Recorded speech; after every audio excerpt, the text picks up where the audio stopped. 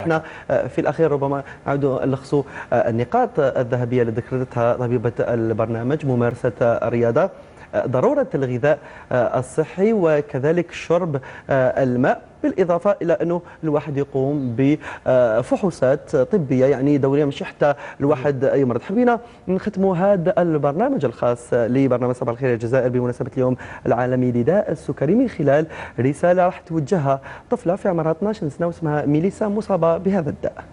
قال اللي كما انا ما يخافوش. هذا المرض ماشي خطير ومرض عادي جدا. نحمد ربي ونشكر كي عطاني هذا المرض، ما عطانيش مرض خطير. ونقول للاطفال اللي مرض السكر ياكلوش الحلويات ويديروا ريجيم تاع السكر.